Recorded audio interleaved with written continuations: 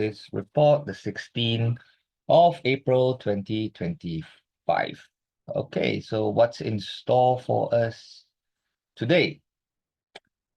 Today I have something very interesting to share. How the bond market shaped Trump's decision to pause tariffs. So in April 2025, this month, President Donald Trump stunned global markets with announcements of sweeping tariffs, triggering what appeared to be a full-blown trade war with China. Yet within days, he made a dramatic reversal, a 90-day pause on most new tariffs, while many pointed to plunging stock indices like the Nasdaq and S&P 500 as reasons for concern. It was in fact the reaction of the bond market that truly rattled the White House and may have forced the president's hand. Now, why do I say that? Okay, because to me, the bond market is the real power broker. Unlike stock markets, which reflect the valuation of companies, the bond market is a financial lifeline for governments. It allows them to borrow money from investors at fixed interest rates, right? So when governments like US issue debt, i.e. bonds, they promise to pay back the borrowed amount plus interest rate over time. The price and yield of these bonds fluctuate based on investors' confidence in the government's ability to repay its debt. With over 34 trillion in outstanding federal debt, the US is the single largest player in the global bond market. US Treasury bonds are considered the world's safest asset until that perception begins to shift, and a shift it did. So basically, what spoke the market? Now, Trump's unpredictable tariff rollout, followed by a partial pullback and renewed escalation against China, created a storm of uncertainty. Ordinarily, when financial markets crash, investors flee to the safety of US Treasuries, pushing the bond prices up and yields down. But this time, yields rose sharply, signaling that investors were selling bonds instead of buying them. Now, this unexpected behavior set off alarms. Interest rates spiked at a pace not seen since 1982, pushing up mortgages, costs, and corporate borrowings expenses. Now, this ripple effect is throttling economic growth and increasing recession fears, right? Now, the bond market was no longer reacting as a safe haven. Instead, it was showing signs of stress, suggesting that investors were losing confidence, not just in Trump's trade strategy, but potentially in the US government's long-term fiscal credibility. Now, the US, with debt levels at 100%, 120% of GDP, is particularly vulnerable to such shifts. Higher bond yields increase the cost of borrowing, making it harder for government to fund spending programs or, in Trump's case, deliver the promised tax cuts that underpin his economic vision. It was speculated that major Wall Street banks and Federal Reserve alerted the White House that the bond market's reaction could trigger systemic risk. The message was clear: continue on this path and the financial consequences could be catastrophic. Now, despite this, the Trump administration initially denied that market turmoil influenced the sudden 90-day pause on the tariffs. Trump claimed it was part of a strategic plan to corner China into making concessions. However, financial analysts remain skeptical, noting that the bond market sell-off likely forced a reassessment of policy, as continued turmoil would risk a 2008-style financial crisis. So why the bond market matters more than stocks? Okay, while a stock market crash dents corporate America's access to capital, it doesn't directly hinder the federal government's operations. Now, the bond market, however, dictates how cheaply or expensively the government can borrow. For Trump, who aims to finance large tax cuts while maintaining spending levels, higher bond yields pose a direct threat to his economic agenda. Thus, while the stock market's 13% plunge made headlines, it was the deterioration in bond prices and rising yield that truly influenced Trump's 90-day tariff pause. So does this mean also one thing? A loss of trust in the US dollar? Now, the deeper worry is not just a short-term market reaction, but a structural shift in global trust in US debt and the dollar. Now, some fear that if other countries like China retaliate against tariff by dumping US bonds, it could be a signal to the world we no longer trust the US economy, and that will be bad. It can create a chain reaction.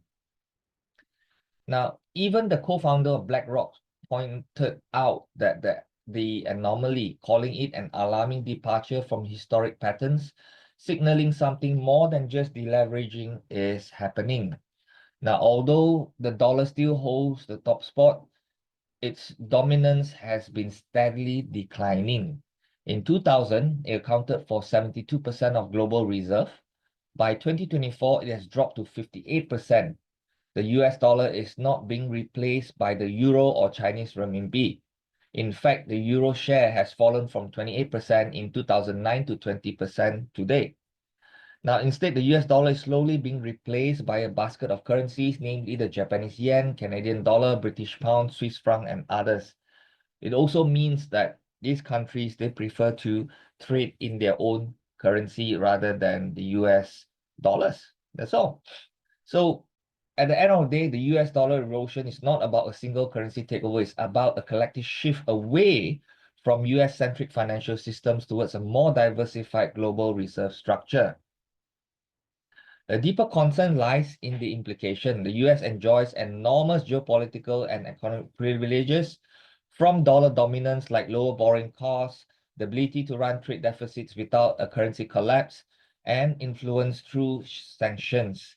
But as countries increasingly diversify their reserves, these perks are under threat, right? So what sparked the de-dollarization surge? So it falls back to three things. These are the key drivers behind accelerated move away from the dollar. I say the three things. The first is fiscal irresponsibility from the US.